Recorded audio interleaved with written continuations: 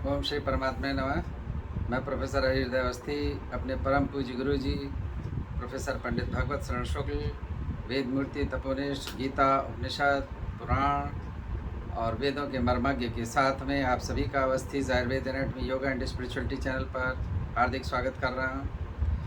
और हम लोग गीता के 14वें अध्याय में हैं, जिसमें त्रिगुण जो महागुण आयुर्वेद में बताए गए हैं सत्व रज तम, उनकी चर्चा चल रही है। और आज जो है गुरुजी 2 श्लोकों की व्याख्या करेंगे। अब हम लोग चलते हैं गुरुजी की ओर। मंगलम कौशलेन्द्राय मोहनीय गणोत्गुणाब्धये चक्रवर्ती तनूजाय सार्वभौमाय मंगलम कृष्णाय वासुदेवाय हरे परमात्मने प्रणतक्लेशनाशाय गोविंदाय नमो नमः। इस चैनल से संबद्ध सभी विद्वद्गण, सभी जिज्ञासु छात्र वृंद, सहृदय सज्जन वृंद एवं इस चैनल के संस्थापक तथा प्रबंधक आचार्य हरिहृदय अवस्थी जी, इस गीता ज्ञान यज्ञ में सभी का स्वागत है। गीता के इस विचारक क्रम में हम लोग 14वें अध्याय पर विचार कर रहे हैं, जो गुणत्रय विभाग जिसका नाम है। आज विचार ये हो रहा है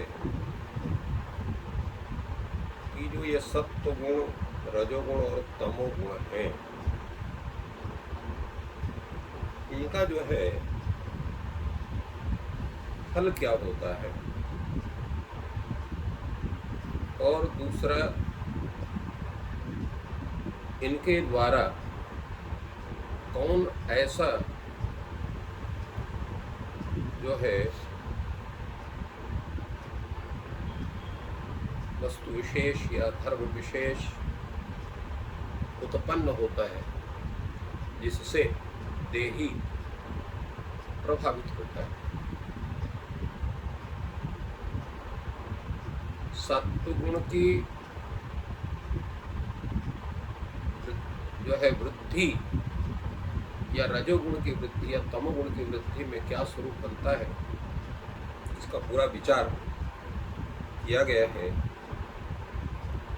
अब प्रश्न यहाँ पर होता है कि इन सभी का फल क्या है, जिसके विषय में सर्वप्रथम भगवान कहते हैं, कर्मणः सुकृतस्याहु सात्विकम निर्मलम फलम रजसस्तु फलम दुःखम अज्ञानम तमसः फलम। जब व्यक्ति के अंदर सात्विक स्वरूप का प्रभाव बनता है तो उस समय स्थिति क्या बनती है। सत्व गुण जब बढ़ता है तो सत्व गुण का जो मुख्य फल है वो बताया, सात्विकस्य सुकृतस्य कर्मणः निर्मलम सात्विकम फलम। जब सत्व गुण जब बढ़ता है शरीर में तो उसका मुख्य कार्य क्या होता है, सुकृतस्य कर्म, सुकृत कर्म होते हैं।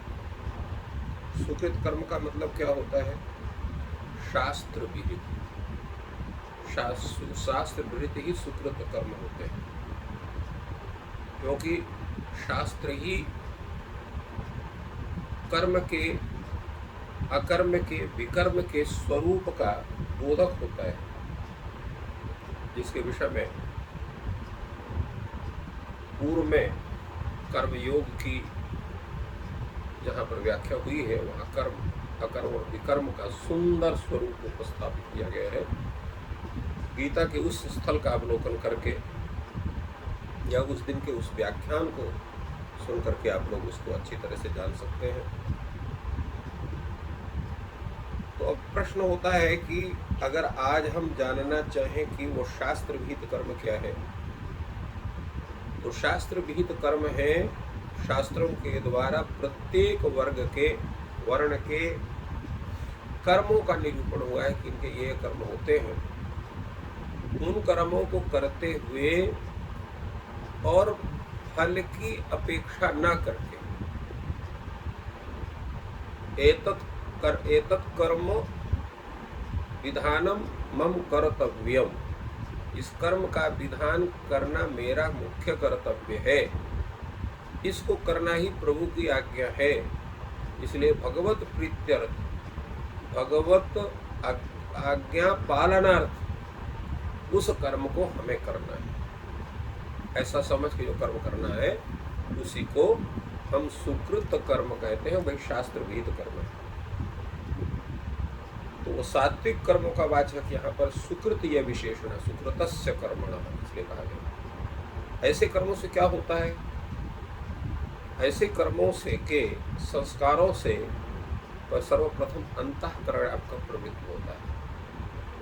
अंतःकरण में जैसे बताया गया है कि मन, बुद्धि, चित्त और अहंकार, ये चार ही अंतःकरण के अंतर्गत आते हैं। तो पहले ये पवित्र होते हैं, चित्त हुआ, बुद्धि हुआ, अहंकार हुआ, मन हुआ, यही अंतःकरण। तो ये अंतःकरण आपके सर्वप्रथम पवित्र होते हैं। जब ये पवित्र होते हैं तो ज्ञान का संचार आपके मस्तिष्क में होता है, वैराग्य का निर्मल भाव आपके अंदर प्रादुर्भूत होता है, और वो जो उसका दिव्य प्रकाश है वह आपको आपके जीवन काल पर्यंत रहता है। इसलिए उसका जो फल है तो क्या होता है? वो होता है कल्याण कारक लोगों की प्राप्ति तक उसका प्रभाव रहता है। इसलिए भगवान ने कहा सुकृतस्य कर्मणः सात्विकम निर्मलम फलम आहुः। सात्विक निर्मल फल होता है सुकृत कर्म का। और कब होता है? जब सत्व गुण की अभिवृद्धि सर्वदैव आपके मस्तिष्क में रहती है।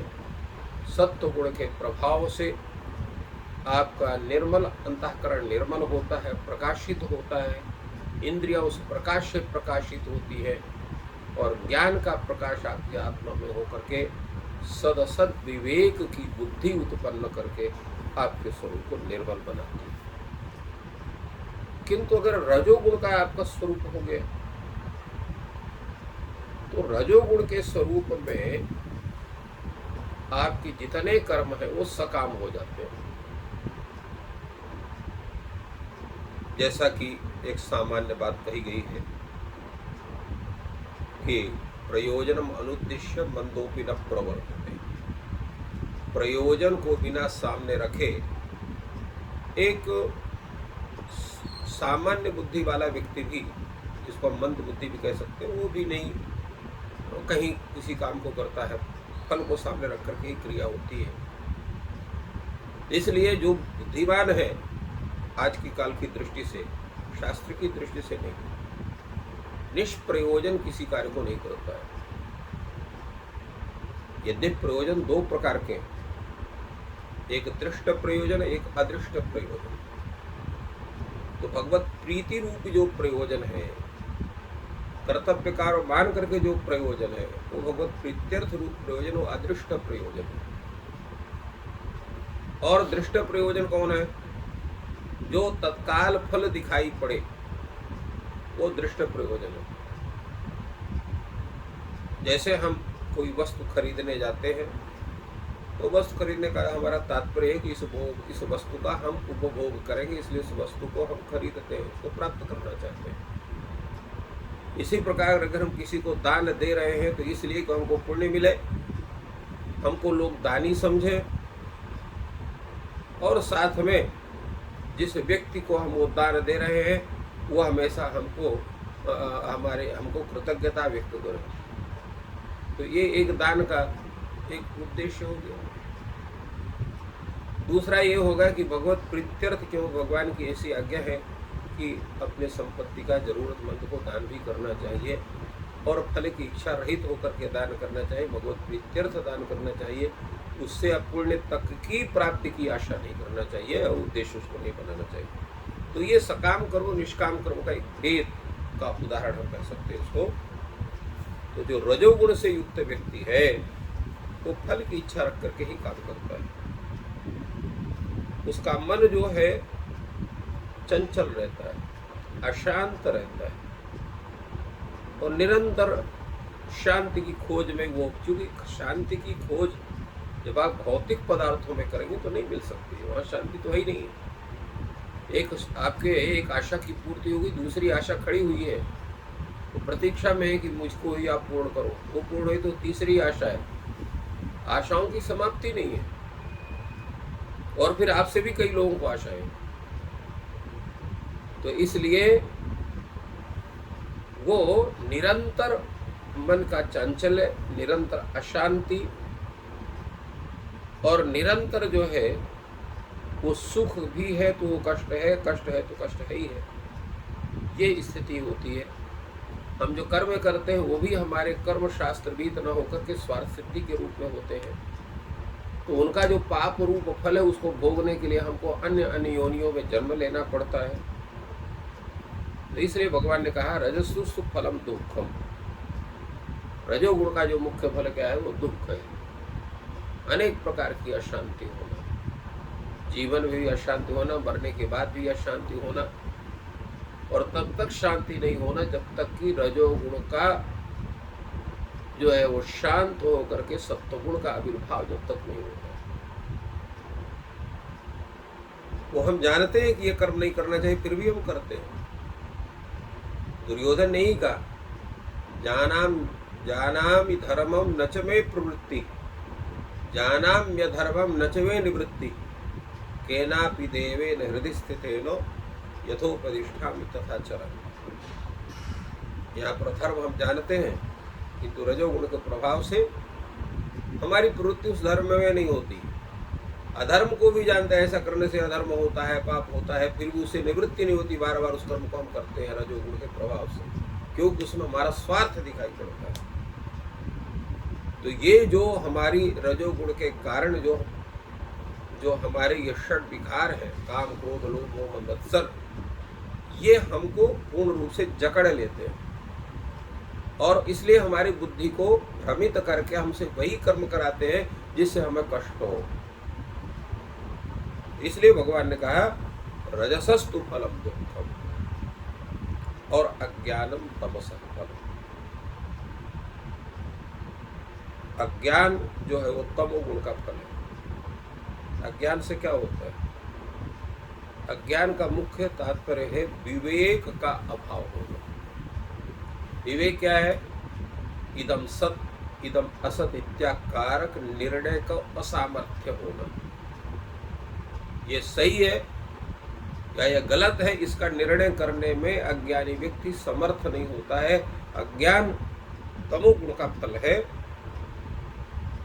तो उसको जो है वो गलत कर्म करने में ही उसको सुख अनुभूत होता है।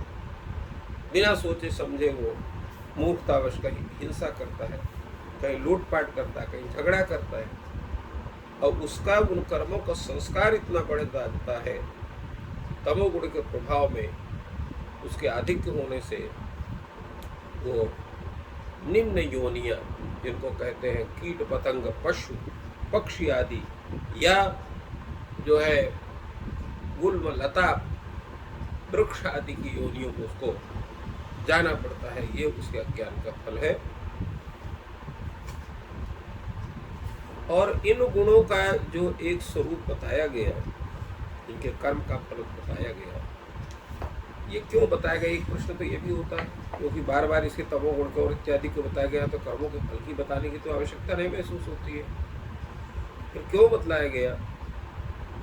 उसका तात्पर्य यह है कि इन गुणों के अभिवृद्धि में, जो पूर्व श्लोकों में सत्वगुण की वृद्धि में अगर प्राण छूटते होते क्या स्वरूप होगा, रजोगुण में क्या होगा, तमोगुण में क्या, इत्यादि इत्यादि बतलाए।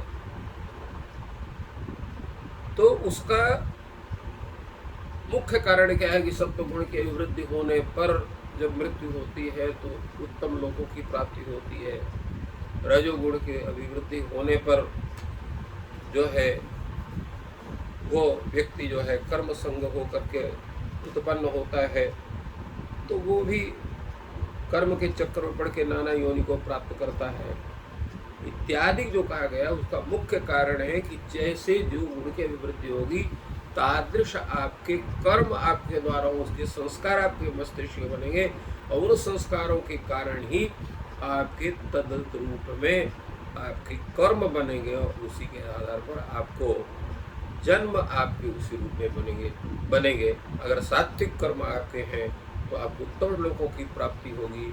अगर मनुष्य योनि में भी आपका जन्म होता है उत्तम कुल में, जहाँ पर आचार है, विचार है, भगवत भजन है, निष्काम कर्म योग की साधना है, उन सब क्षेत्रों में आपका जन्म होगा। जैसा भगवान ने पूर्व में कहा है, योगी नाम श्रीमताम गेहे योग भ्रष्टो भी जायते। योग भ्रष्ट व्यक्ति जो है अगर जन्म भी ले लेता है तो योगी नाम योगियों के अर्थात ऋषि मुनि सदृश जिनके आचरण हैं, विचार हैं, उनके यहाँ उसका जन्म होता है। श्रीमताम गृह, श्रीमानों के यहाँ, जिनके श्रीमान का तात्पर्य केवल ये नहीं बड़े धन संपत्ति वाले, श्रीमान का तात्पर्य है आचरण निष्ठ जो संपत्ति वाले कुलीन है, ऐसे लोगों के यहाँ उनका जन्म होता है।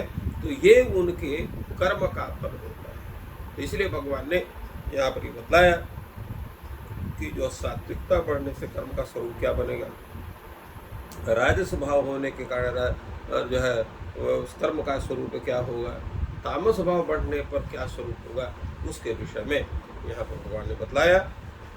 दूसरे भगवान कहते हैं कि यह कहा कि कर्म का शुक्र जो है सात्विक सत्व गुण की अभिवृद्धि होने से सुकृत कर्म का सात्विक और निर्मल फल होता है। रजोगुण की अभिवृद्धि से जो है उसका फल है वो दुख होता है। तमोगुण का फल अज्ञान होता है। इसका मुख्य कारण क्यों ऐसा होता है? तात्पर्य है कि तत्त इन गुणों के अभिवृद्धि होने से इनका भी जो हेतु है, क्योंकि सात्विक सुकृत कर्मों का जो मुख्य हेतु क्या है? ज्ञान। अगर आपको ज्ञान है तो उस ज्ञान के माध्यम से सत्य असत का निर्णय करने में आप समर्थ होंगे और आपको यह ज्ञान होगा ये संपूर्ण संसार जितना ब्रह्मांड है उस परमात्मा के द्वारा निर्मित है, परमात्मा ही मुख्य कारण है और वही कर्तुम अकर्तुम अन्यथा कर्तुम सर्वथा समर्थ है। ये जब आपको ज्ञान होगा तो आपके जितने कर्म होंगे वो अच्छे ही कर्म होंगे। इसलिए भगवान ने कहा सत्वा संजायते ज्ञानम, ज्ञान ही उसे मुख्य कारण।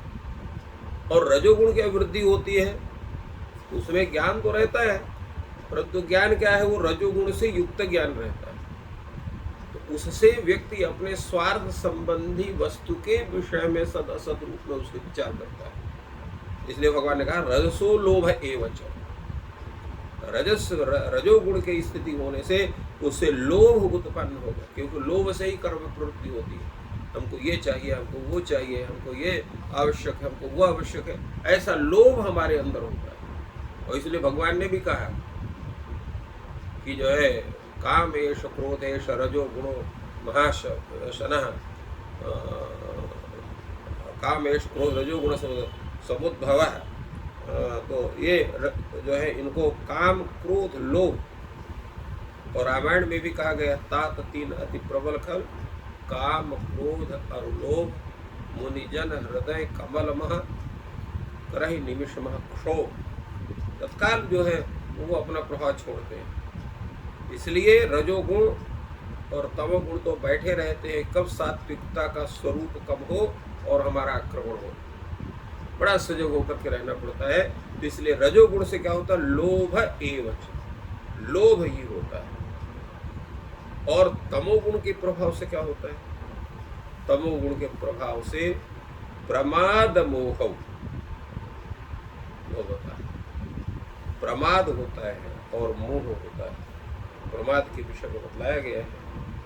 प्रमाद के कारण व्यक्ति की कर्म में प्रवृत्ति नहीं बन पाती, और मोह होने के कारण व्यक्ति का किसी भी कार्य विशेष में, वस्तु विशेष में उसकी आसक्ति नहीं समाप्त होती है, और जो अज्ञान भी उत्पन्न होता है। तो ये तीन उत्पन्न होते हैं, प्रमाद, मोह और अज्ञान। अज्ञान होने से व्यक्ति अपने उन्नति के विषय में वो विचार शून्य होता है, परमात्म विषयक विचार उसके मस्तिष्क में उठते ही नहीं है, तदभिन्न ही विचार। कलियुग में सर्वथा तमोगुण का प्रभाव है। सत्व गुण संपन्न व्यक्ति आपको मुश्किल से 2%, 3%, 5% मिलेगा। अधिकतर रजोगुण से युक्त मिलेंगे या फिर तमोगुण से युक्त मिलेंगे। इसी कारण से वातावरण का जो स्वरूप है, सामाजिक स्वरूप है, वो दूषित अधिक होता है। इसलिए शास्त्र ये कहते हैं कि सत्व गुण की अभिवृद्धि करिए सब कोई। सत्व गुण की अभिवृद्धि होने से ही आपका कल्याण होना है। रजोगुण और तमोगुण तो आपके ऊपर आक्रमण करने के बैठे हो, कि वातावरण वैसा है। अगर ग्रीष्म वातावरण है तो आप चाहे जितने ही एसी में रहिए, बाहर तो निकलना पड़े करेगा आपको। तो उसका आपको ग्रीष्म ऋतु का प्रभाव आपको बनेगा। तो आपके अंदर, अपने अंदर जो है साधना से वो शक्ति उत्पन्न करनी पड़ेगी कि ऋतु का प्रभाव आपके लिए अकिंचित कर हो जाए, अर्थात कोई प्रभाव उसका न हो साधना के द्वारा। तो उसी तरह से सात्विक प्रभाव जो अपने अंदर उत्पन्न करेंगे तो बाह्य वातावरण भी आपका कुछ नहीं बिगाड़ सकते हैं। रहीम ने कहा है, जो रहीम उत्तम प्रकृति का कर सकें कुसंग, जय चंदन विष व्यापय नहीं लपटे रहे भुजंग। चंदन के पेड़ में अनेक सर्प लिपटे रहते हैं, परंतु चंदन वृक्ष के ऊपर उस विष का कोई प्रभाव नहीं पड़ता है, क्योंकि चंदन का वृक्ष ऐसा मानते हैं कि शीतल होता है। तो इस ग्रीष्म के प्रभाव को कम करने के लिए सर्प जो है चंदन के वृक्ष में लपटे रहते हैं, परंतु चंदन के वृक्ष में उसके विष का प्रभाव नहीं होता। वैसे रहीम कहते हैं कि अगर उत्तम प्रकृति हो तो फिर आपको कुसंग का भी जो है प्रभाव नहीं होता है। और एक बात, एक भर्तृहरि का एक कथन है, उसका भी उल्लेख करना आवश्यक है। भर्तृहरि कहते हैं, प्रश्न होता है पहले कि क्या जिस प्रकार सत्संग का प्रभाव सामान्य अज्ञानियों पर पड़ता है तो उनमें कुछ सुधार हो जाता है, तो क्या अज्ञानियों के समूह में कोई अगर ज्ञानी है, संत है, वो रहता है, तो उन अज्ञानियों का, मूर्खों का प्रभाव उस संत में होगा कि नहीं होगा? बड़ा सुंदर प्रश्न था, उसका वो उत्तर देते हैं। सत्संगात भवति साधुता खलानाम, नहीं खल संगते साधु जन खलत्वम, आमोदम कुसुम भवम मृदेव धत्ते, नहीं मृदगंधम कुसुमानि धारयन्ते। तात्पर्य इसका यह है कि सत्संगात भवति साधुता खलानाम, सत्संग से जो है तो खलों में, दुष्टों में कुछ न कुछ साधुता आ जाती, सज्जनता आ जाती है। क्योंकि जब वो सत्संग करते हैं तो उनके अंदर, क्योंकि तीनों गुणों के बीज सबके अंदर विद्यमान रहते हैं। त्रिगुणात्मिका सृष्टि, तो ऐसा नहीं है, अत्यंत दुष्ट प्रकृति के अंदर भी सात्विकता के बीज विद्यमान है, रजोगुण के विद्यमान है, तमोगुण का तो अधिक है ही। तो जब वो सत्संग करता है तो उन जो सत्व गुण के बीज उस व्यक्ति के अंदर विद्यमान है, उनको पनपने का अनुकूल वातावरण मिलता है, तो वो पनपने लगते हैं। इसलिए कुछ न कुछ साधुता बनने लगती है। परंतु नहीं खल संगते साधु जन खलत्व, जो साधु है, अत्यंत सज्जन है, जिसका सात्विक गुण इतना उसके अंदर बढ़ा हुआ है कि उसके अंदर फटक भी नहीं सकते हैं रजोगुण और तमोगुण, तो उसको नहीं खल संगते साधु जन खलत्वम, जो है खल संगति से साधु जन में खलत्व तो नहीं आता है। उदाहरण दिया गया उसका कि जैसे कोई सुगंधित पुष्प है, उसके बगल में वो झुकी हुई है डाली और वहाँ पर एक मिट्टी का ढेला है, तो उसमें भी कुछ न कुछ सुगंधी आ जाती है, परंतु मिट्टी के ढेले की जो दुर्गंध है वो उस पुष्प को प्रभावित नहीं कर पाती है। तो इस तरह से जो है व्यक्ति को अपने स्वभाव में परिवर्तन करने के लिए प्रयास किया जा सकता है। उस प्रयास करने से व्यक्ति का कल्याण हो सकता है। ये विचार यह ज्ञान भगवान श्री कृष्ण ने सभी हम सबके कल्याण के लिए भगवान ने इसको प्रदान किया। तो इस प्रकार जो भगवान श्री कृष्ण ने